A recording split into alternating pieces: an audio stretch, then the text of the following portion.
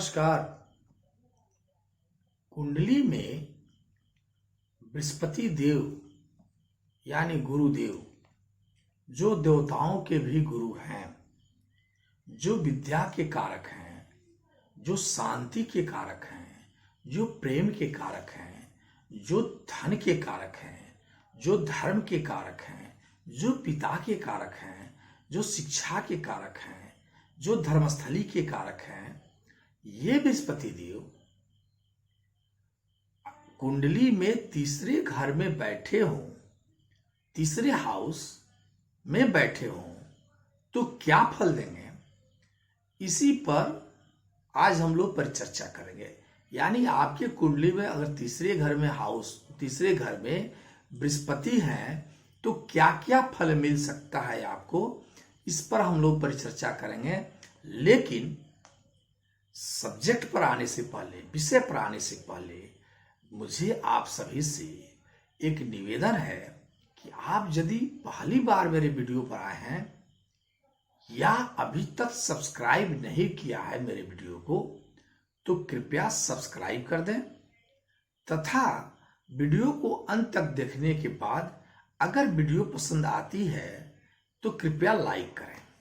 मित्रों, बृहस्पति गुरुदेव जो देवताओं के गुरु हैं, जो जिन्हें हर अच्छी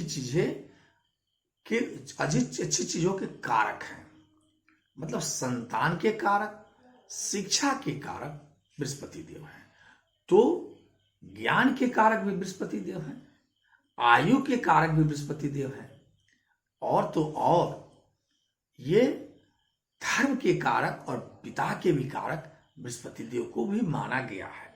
गुरु के कारक, श्रेष्ठ जनों के कारक बृहस्पति देव को माना गया है। ये बृहस्पति देव जब तीसरे हाउस में चले जाए, अब तीसरे हाउस से क्या क्या देखते हैं, देखिए दोनों को हम लोग मिलाएंगे, कंपेयर करेंगे। कभी भी किसी भी ग्रह के बारे में जानना है तो पहले वो ग्रह किस हाउस में बैठा है, उस हाउस में क्या क्या, उस हाउस से क्या क्या मिलता है, और वो ग्रह किस किस चीज के कारक है, दोनों को जब मिला देंगे तो एक रिजल्ट आएगा और वो फल मिलता है। एक बात तो और है कि जो मैं बातें करता हूं कि गुरु के या शनि के या किसी के अमुक हाउस में बैठने से क्या फल मिलता है, तो ये पॉजिटिविटी की बात में की जाकर जाती है। अगर मान लीजिए कि ये मतलब कुंडली में गुरु की स्थिति बहुत पुअर है, तो जो चीजें सकारात्मक में बात करता हूं उसी को अपने नकारात्मक समझ लो, ये चीजें होती है सर।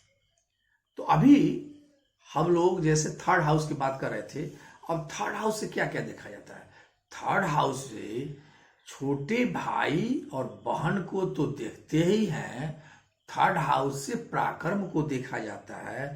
थर्ड हाउस अपने आप में ये समझें कि थर्ड हाउस से साहस, बलवान के साथ साथ शास्त्र के ज्ञान भी मिलता है। इससे तीसरा हाउस जो होता है उससे आप जो है जितेंद्रिय कहा जाए, इसके बारे में हम जानते हैं।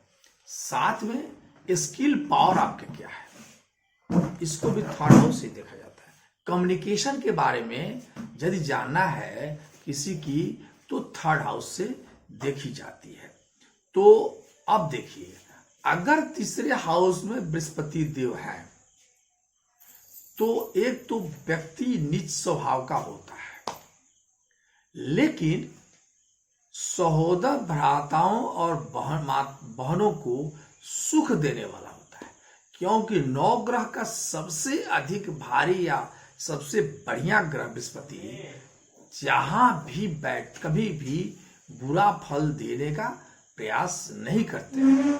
तो न्याय धर्म नीति के प्रतीक, महान पंडित, बृहत उदर पेट बड़ा और गौरव वर्ण स्थूल शरीर वाले, चतुर, सत्वगुणी, ये सारी परामार्थी, ब्राह्मण जाति, ये सभी चीजें और आकाश तत्वी गुरुदेव है। गुरु में ये सारी चीजें। गुरु कौन कौन है? गुरु न्यायप्रिय है, धर्म नीति के कारक है और महान पंडित है, इसलिए देवताओं के गुरु हैं। और बृहद उदर वाले, बड़े पेट वाले होते हैं, गौरव वर्ण के होते हैं गुरुदेव। स्थूल शरीर होता है, चतुर होते हैं, सद्गुणी है, परामार्थी है, ब्राह्मण जाति और आकाश द्विपद ग्रह है यह। तो ये सब चीजें जो है, अगर गुरुदेव दूसरे तीसरे हाउस में बैठे हैं तो ऐसे जातक समझदार, अमीर बनता है।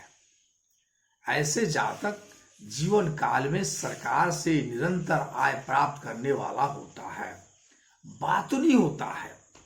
यदि तीसरे भाव में किसी प्रकार से पापा ग्रह की दृष्टि पड़ गई, तब तो ऐसा व्यक्ति अपने किसी करीबी से के कृत्य से दरिद्र हो जाता है।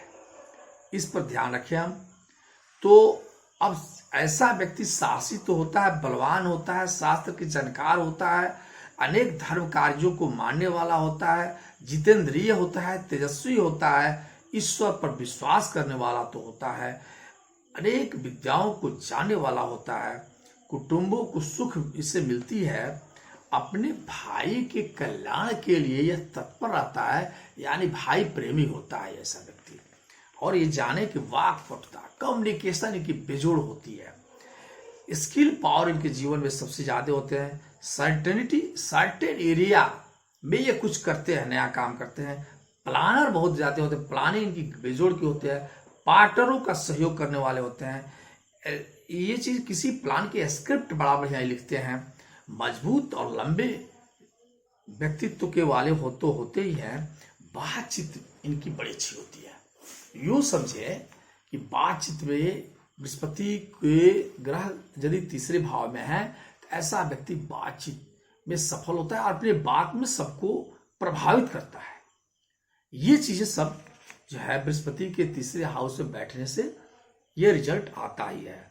यानी यूं कहें कि best planner, best partner, best बोलने वाला, स्किल पावर जिसके बहुत अच्छे हो जाते हैं, ये सारी चीजें इसमें पाई जाती हैं। हाँ, बृहस्पति की अब 3 दृष्टियां होती हैं, पंचम, सातवीं और नौवीं। तो बृहस्पति तीसरे हाउस में बैठ करके 5वीं यानी पत्नी के घर को देखता है।